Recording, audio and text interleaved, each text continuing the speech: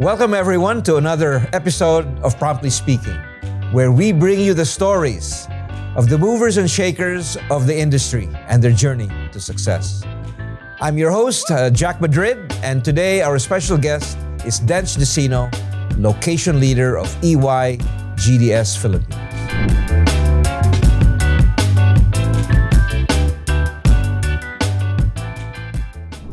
Let's welcome Dench to the show.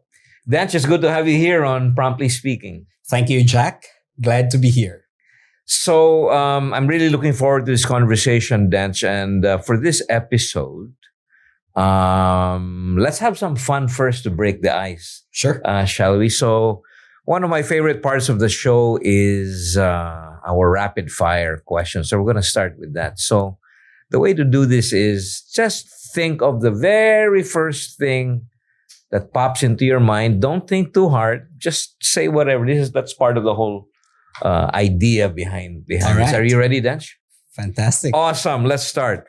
What's your favorite food? Manga. Nice.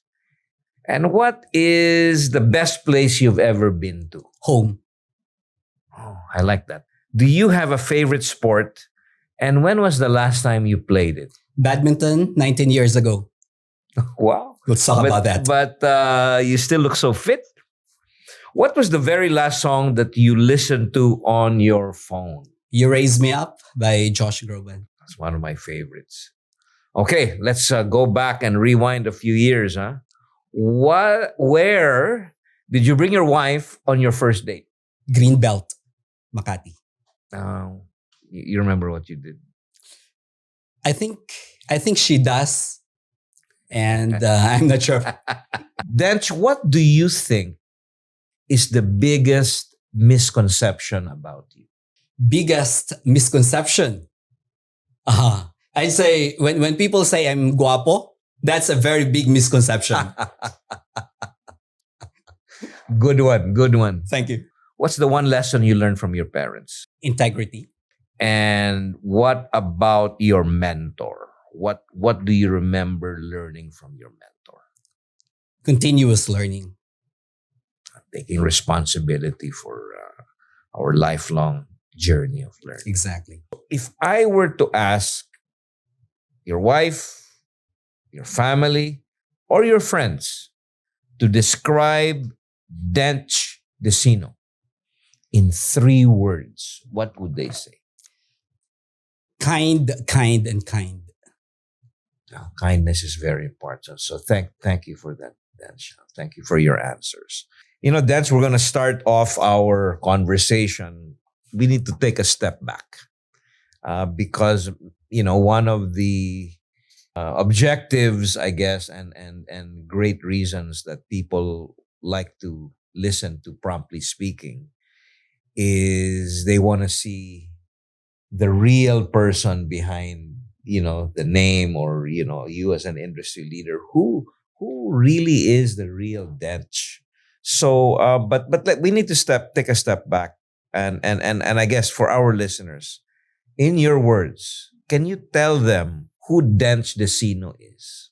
So I'm Dench Decino, and I am the Philippines location leader for EY Global Delivery Services. I am also the concurrent Global Talent Services leader for GDS Enablement Services. And then finally, I'm the president of Ernst & Young Global Services Philippines, Inc. and EY GDS CS Philippines, Inc. Personally, I'm a very active member of the Brotherhood of Christian Businessmen and Professionals. And personal life, 1 wife, 3 kids, 3 daughters living in Las Piñas. Okay, so very good and solid and impressive introduction. Thank you. I'm sure many in our audience may not have known all of that, but we were going to probe a little bit more. So tell us, before college, I heard you were in a seminary. Did you really plan to be a priest? I guess I did plan to become a priest, but God may have different plans for me. So yes, I spent 8 years inside the seminary. At age 11, I joined the Sacred Heart Seminary in Palo, Leyte. And then after graduating as valedictorian, they offered me the chance to study at the University of Santo Tomas Central Seminary here in Manila. Mhm. And a very generous SVD priest paid for my education. And that's where I got my licentiate degree in philosophy, summa cum laude. And from there, I think luckily for the church, my path kind of veered me into the professional world and out of the church. Let's take a step back. What originally, made you even do that? Well, I grew up in a very traditional Catholic family in Leyte. So we would wake up in the morning, Jack, to the chants of my grandmother's prayers. So that's the kind of environment that I grew up in. And I have a few relatives who are priests as well. So it was kind of an expectation that there will be somebody in the family, in each family, who will become a priest. And for whatever reason, I thought it was me. They thought it was me. And I did enjoy my time inside the confines of the seminary. Beautiful experience. But then life brought me elsewhere. And I guess those early years in the seminary are part of what defines you until today. Absolutely, absolutely. So in the seminary, you learn how to team, right? It's very important. I mean, you're all with alpha males and very smart people, and you need to be able to find a way to interact and get things done with people. You also learn prayer, which sustains me to this day, right? The spirituality, the spiritual life is very important. And then they teach you very important skills, public speaking, being in the theater, something that we used to do there. Just continuous learning, right? Learning a lot about almost everything is something that is encouraged for would-be priests. So some of those things you kind of bring to the corporate world as well. That's really interesting to hear. And now it makes sense to me because, I've known you for a number of years now. And that explains, how you communicate, your gestures and I would say your theatricality of sorts, Now I understand. You picked that up from your early years. Now, let's go to UST. What happened and what made you change your path? So I was very comfortable inside the seminary. So when you're studying to become a priest, a lot of really rich people would want to invest in you, right? For them to go to heaven. So, so there were people who were paying for my books, just giving me allowances, etc. Very comfortable life. And I learned very early on because I come from poverty. I was born to a janitor and a public school teacher. I've learned early on how important education is. So I really tried to excel in the academe. And it was a very beautiful experience in UST. But then I realized I was thinking, okay, what is it like to live outside the comfortable confines of the seminary? And that intellectual curiosity kind of became the seed for me to explore options and venture into the corporate world. That was pretty much the reason. There were Yes. no other extraordinary events. We can talk about that when we enjoy your wine. So. Okay. That's going to be a date, Dench. You strike me as a family man. You speak with your family. I'm sure, and about them. And in fact, you just mentioned your parents just now. Tell us about your family.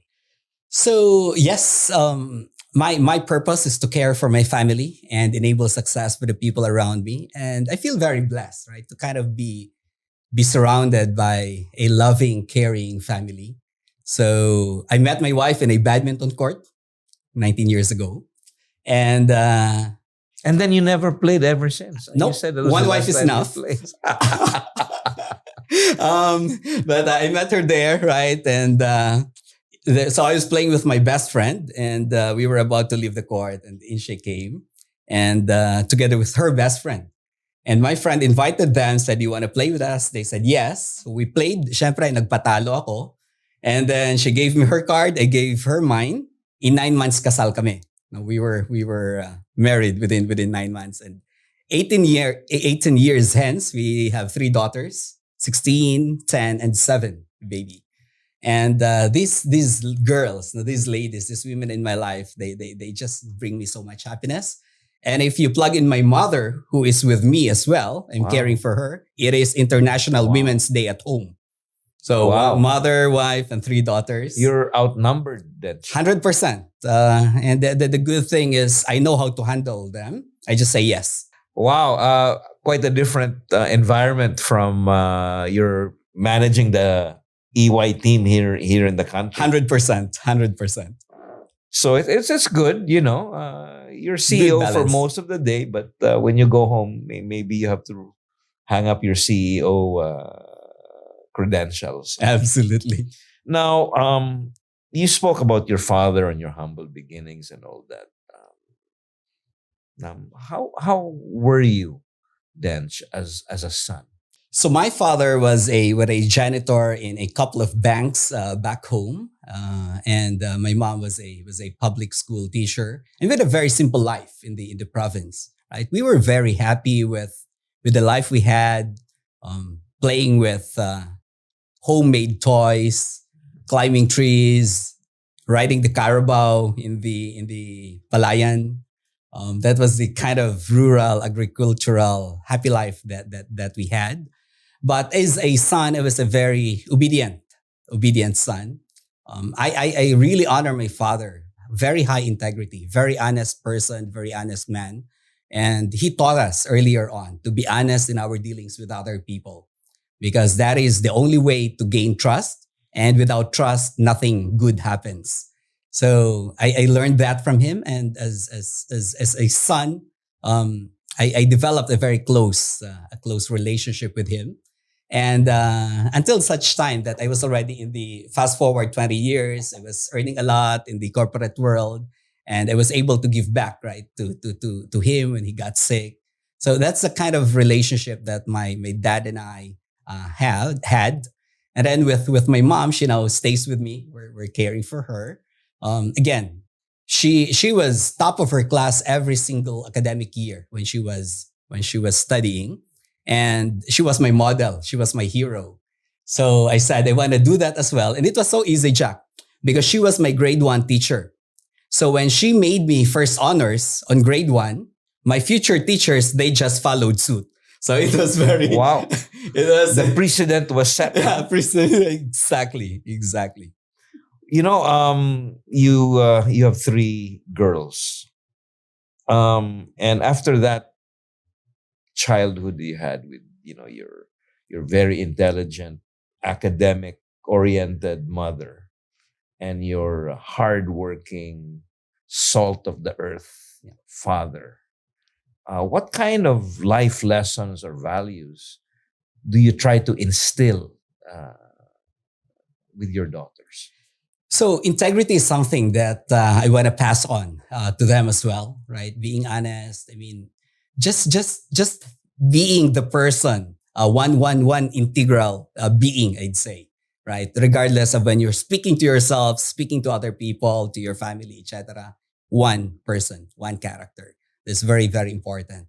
And at the same time, I also tell them to have fun, because I had fun in my own family back then, in my past, and it's something that I want them to enjoy, right?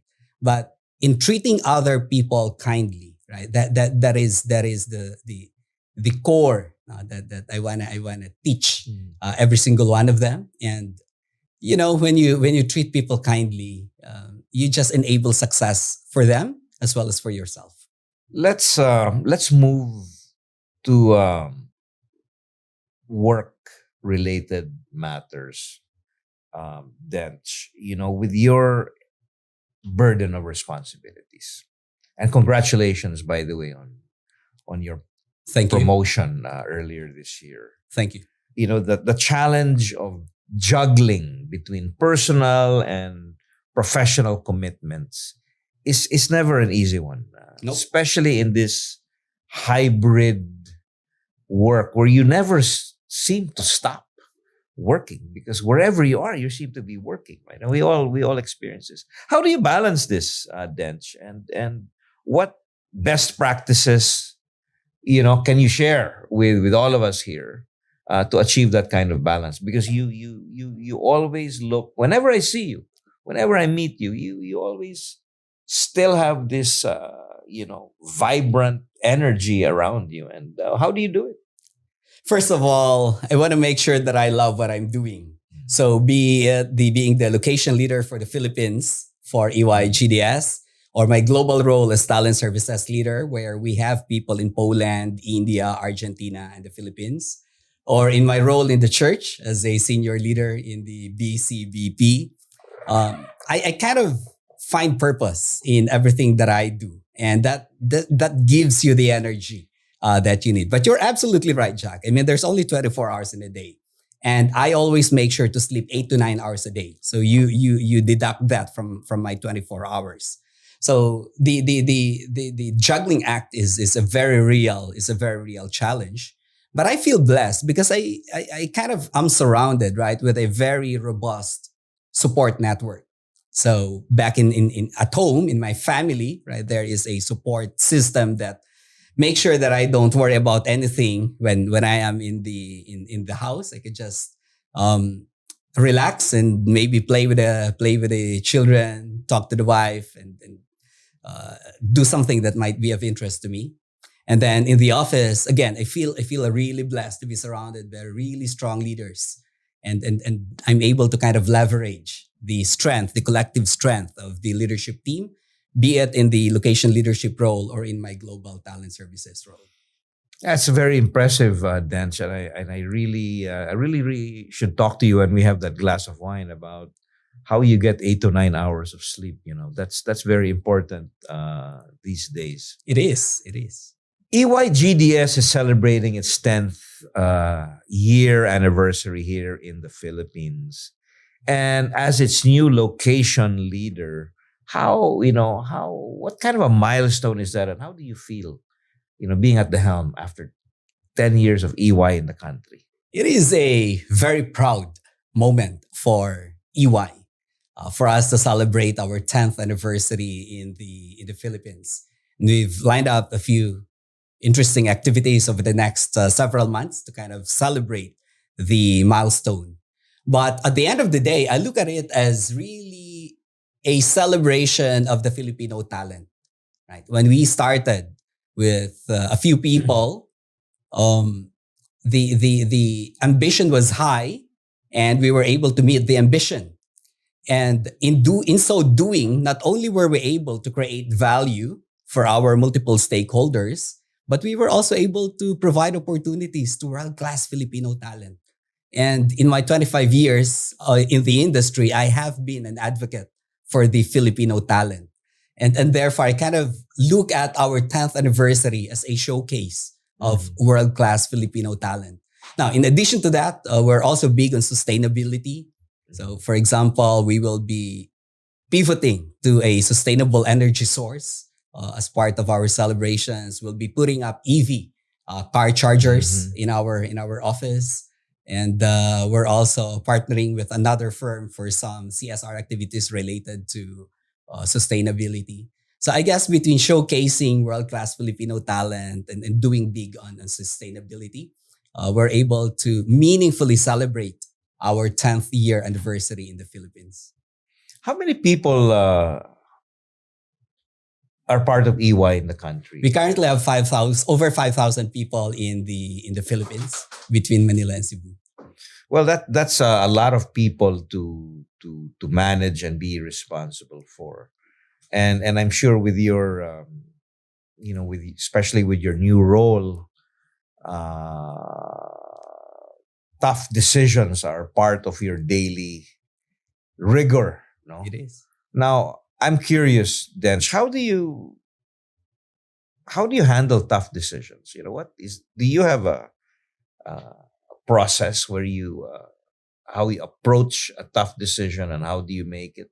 WW blank D. And blank, we could be a Jack. What would Jack do? What would my mentors do? What would my leaders do? What would my father do? What would Jesus do?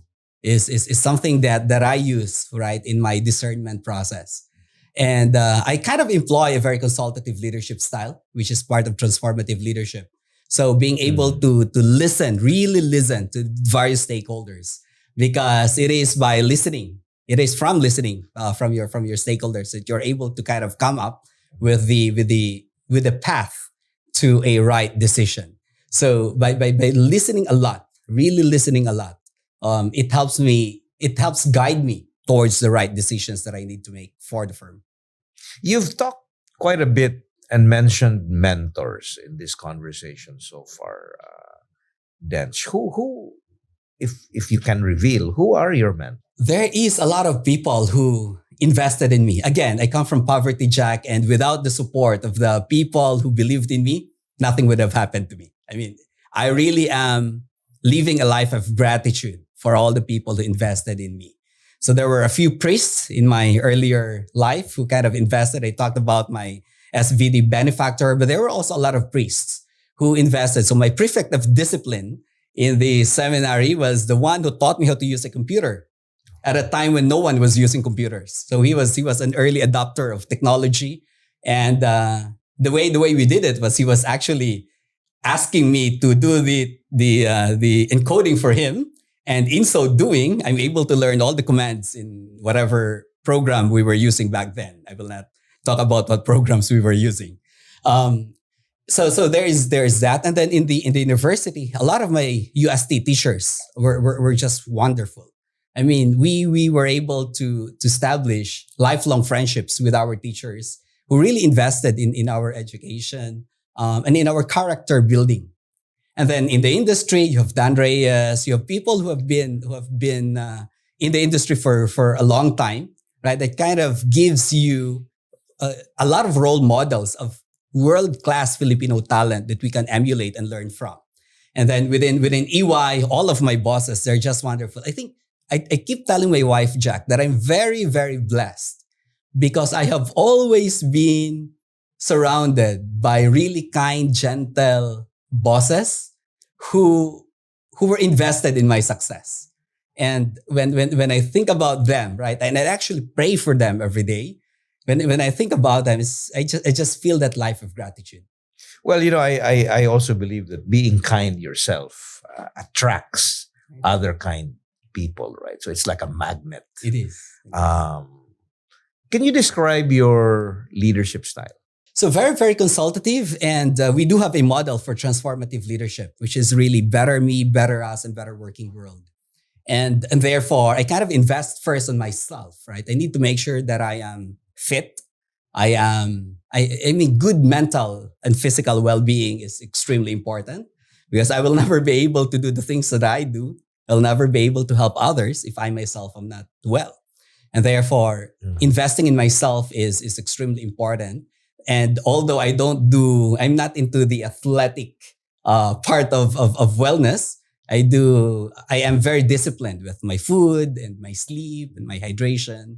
So that's one thing that I personally do. I also tend to have at least a very deep relationship with God, because again, that helps me be well and at the same time bring His goodness to the people around me. And as a leader in the company as well as in the society, as a broader society, I listen a lot. And I tend to consult with people and understand where they are coming from, because that is the way to engage them in the action. Because we cannot do everything. We need the team around us. We really need to mobilize the team around us in order to propel whatever programs and initiatives we may wanna do. And the only way to do that is to enable them, is to empower them, and you start with listening. That was quite a lot to take in. Dan. She said quite a number of things there, and I also really couldn't agree more with what you said about the importance of listening and the way you described it. I think it's active listening. It is. Right? But I want to go back to two things you said. I mean, I know you haven't played badminton in 19 years, but you still talk about the importance of fitness. Yep. How do you do that? So consistency is key. So 19 years ago, I quit smoking. I used to smoke 2 packs a day, 40 sticks a day, right? And I would actually have my meetings downstairs with my people smoking, I would influence them to smoke with me. So first off, I removed that from my diet.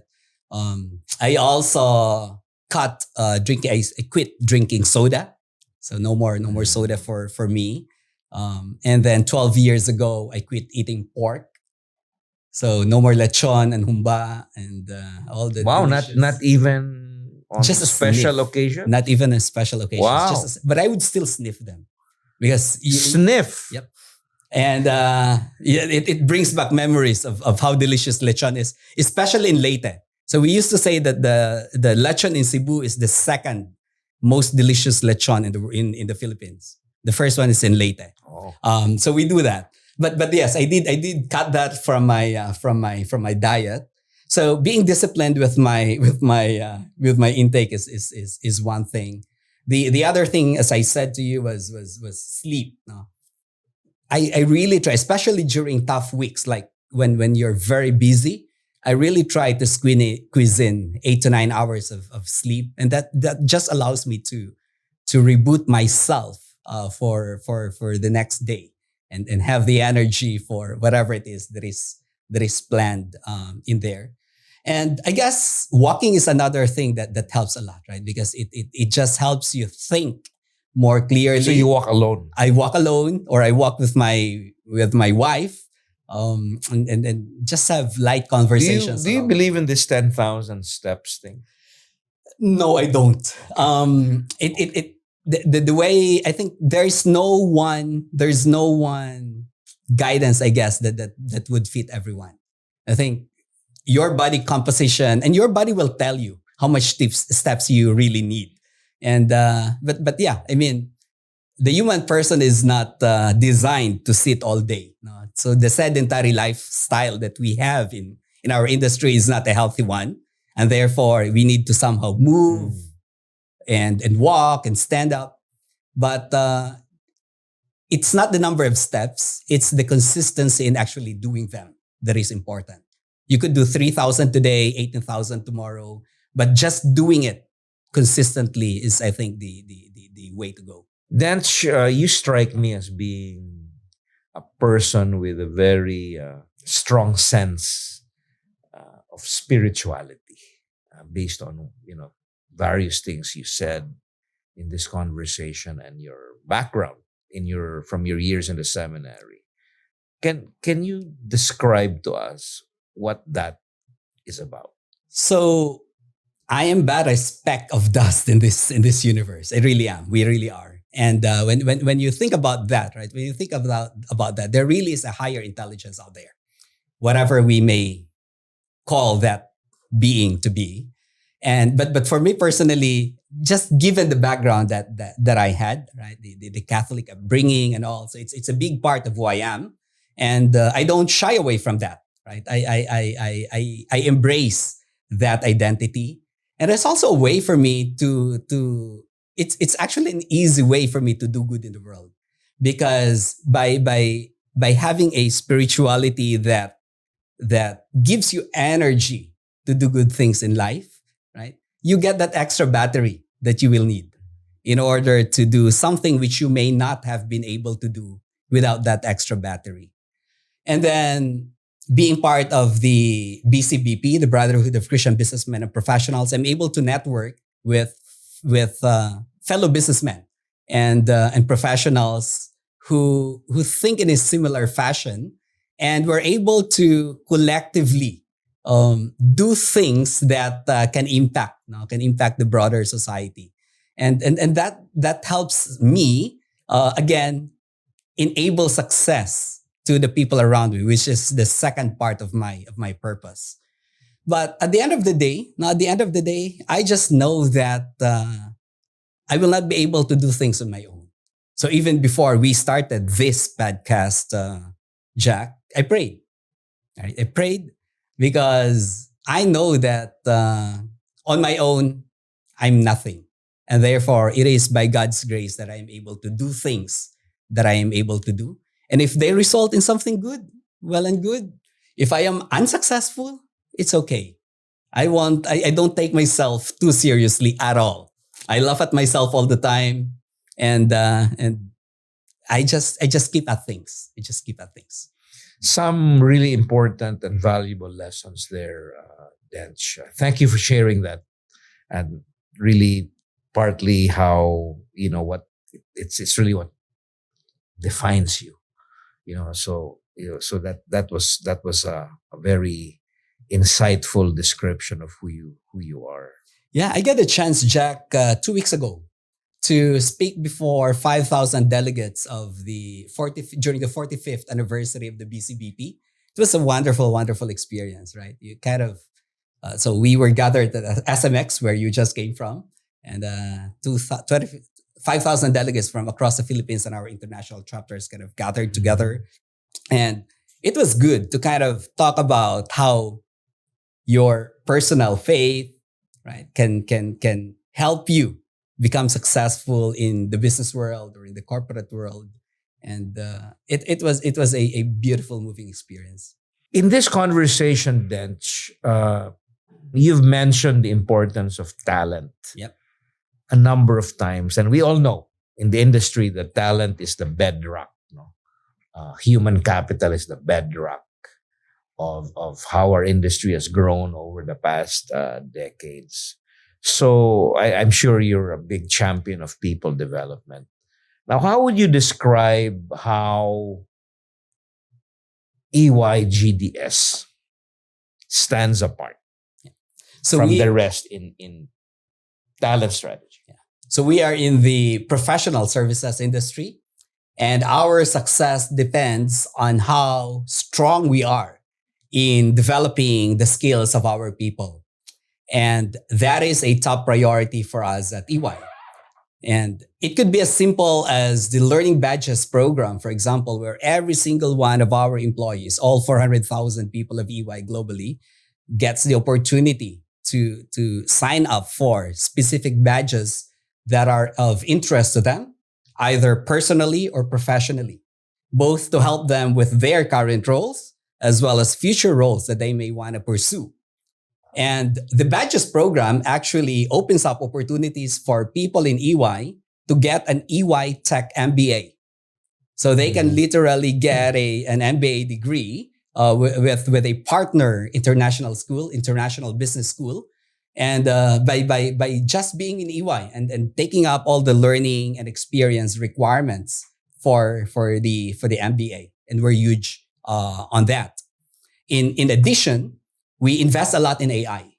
We invest a lot in AI learning, AI literacy, AI awareness, AI application. And we want to make sure that every single one of our people in the Philippines and globally, right, are at the forefront of technology, because that is what will help them succeed as we navigate this disruptive world that we are in with Gen AI and all. So when we think of EY, right, we are rightly known to really support talent development as a major push for our people. And it's something that we are very, very serious about. We encourage our people to pursue their own learning and continuous learning, and supplement that with top-down learning that we want to push for our people. Our employee value proposition, Jack, is shape your future with confidence, right? Shape your future with confidence. And you can only shape your future with confidence if you have the necessary learnings and experiences to be able to chart your path and support your stakeholders and your clients successfully. Oh, thank you for sharing that, Dench. Let me now ask you something that I am often asked, and I'm sure you too.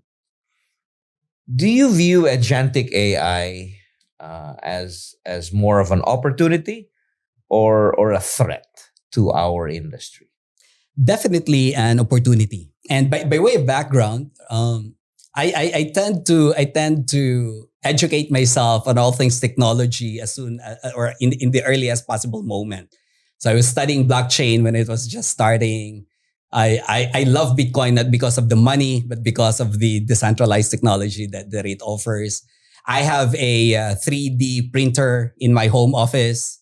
So I'm that kind of nerd kind of guy from a technology standpoint. And with the advent of generative AI, I got excited. I got excited. And while the threat to certain jobs is real, and we're already seeing that, right? We're already seeing that with on the impact of Gen AI on certain roles and certain activities. It still presents an opportunity for us in our industry, right? To be able to unlock value faster than ever before. And I think people who invest in AI literacy, AI awareness, AI expertise, AI mastery are the ones who will continue to be successful in this front. We do envision a world, right, where you will have agents all over us supporting the human person. But we need individually, and we need to teach our people as well, right? The way to master the technology in a up to the humanly possible way. To go back to your original question, I see it more as an opportunity versus a threat. Okay, so on a related point, Dench, what specific skills do you believe are fundamental and important to this AI future? I want to go back to my philosophy background. So critical thinking is number one. Mm-hmm. Critical thinking is number one. I mean, that which makes us human, right, is core to our continued dominance in this world. So critical thinking is extremely important. But then there are supplemental skills. Prompt engineering is something that everybody talks about, and we all need to be able to do that. And therefore, if you kind of supplement critical thinking with all the adjacent skills that are needed in order to thrive in this Gen AI world, I think you will be all set. But continuous learning is extremely important. We need to be able to know, because Gen AI changes every day, every single day. There's a lot of improvements that are happening as we speak. So we need to be able to keep up with that, and maybe even envision a future where we want to get to. But if I can give you a very simple example, Jack, and again, related to my family and Gen AI, one Valentine's Day, I forgot, because I was so busy, I forgot to buy my wife flowers. Oh. Yeah. She did not get angry. No, she did not. She just stopped talking to me for 5 days. And it was, I was getting the silent treatment, and I said, I need something dramatic. I need to do something dramatic. So I brought her to one of the casino complexes where there's a Louis Vuitton. And finally, she started talking to me. And I said, very expensive. Flowers are a lot cheaper than a purse.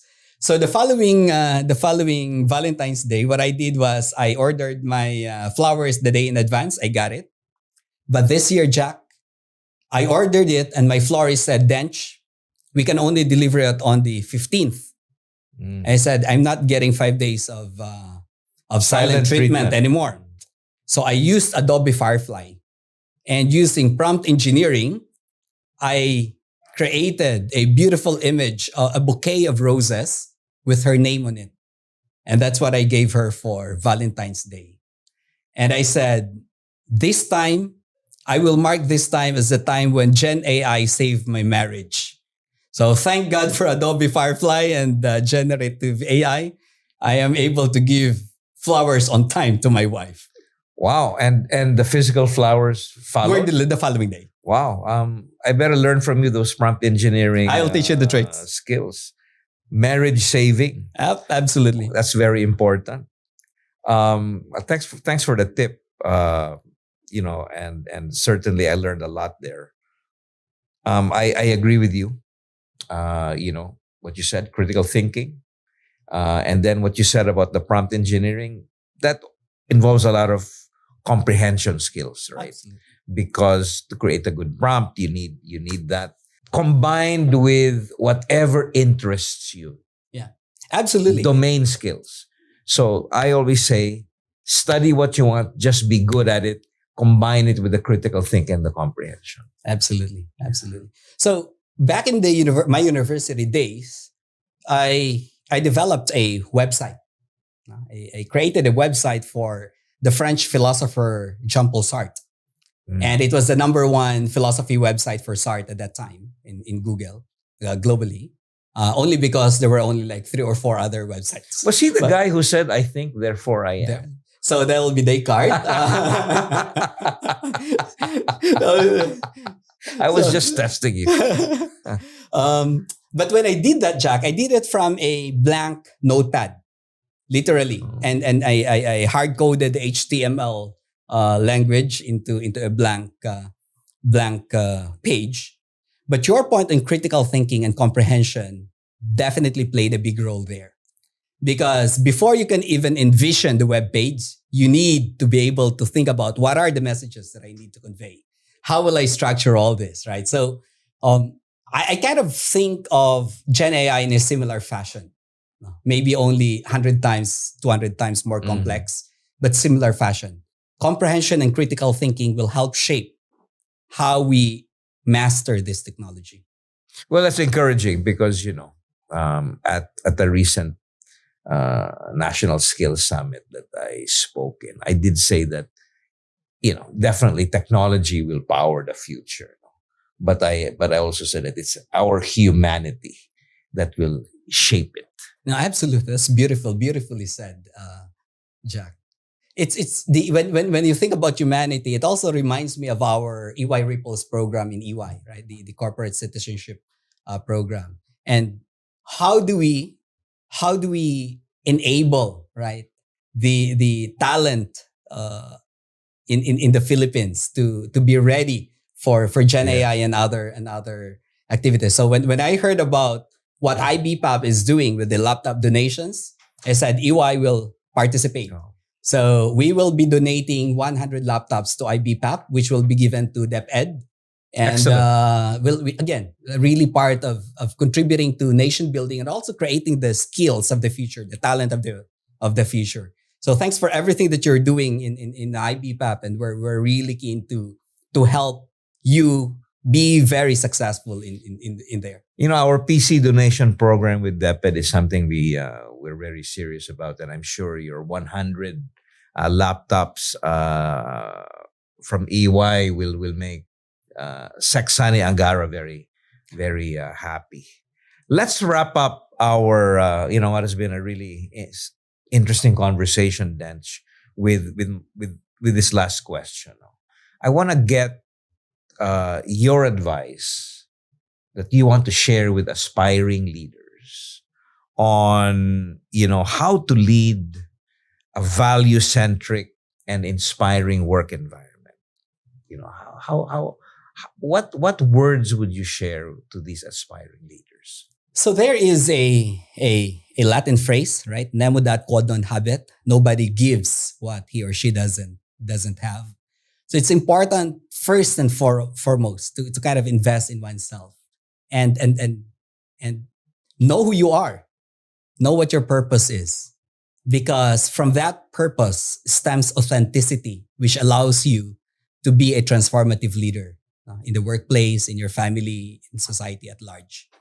And you need to kind of leverage that authenticity and that purpose that you have in your heart to give you the energy to do all the wonderful things that you want to do. And at the same time, have fun. It's really important that you need to enjoy what you are doing, because you can be burnt out, right? If you just do hard work and no fun. And creating that right balance is extremely important. So I would say start with knowing thyself and building your own skills, and then bringing it to the outside world. That's how I would phrase it.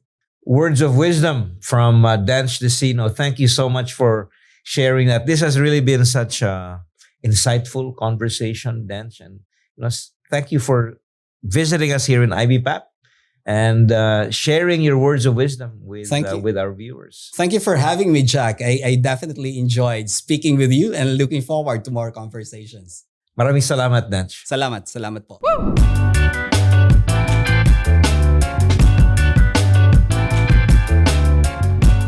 Thank you for tuning in to another episode of Promptly Speaking. We hope you enjoyed today's episode, and we look forward to having you on the next one.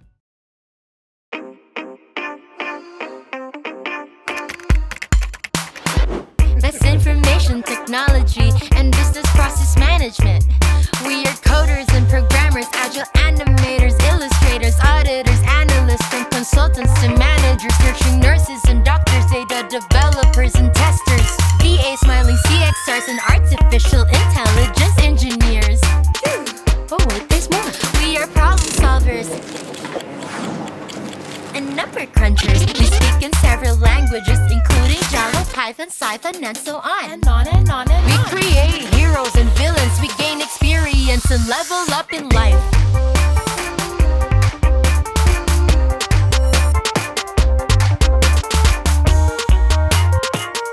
We are the IBPAP industry, working with the Philippines. Join us.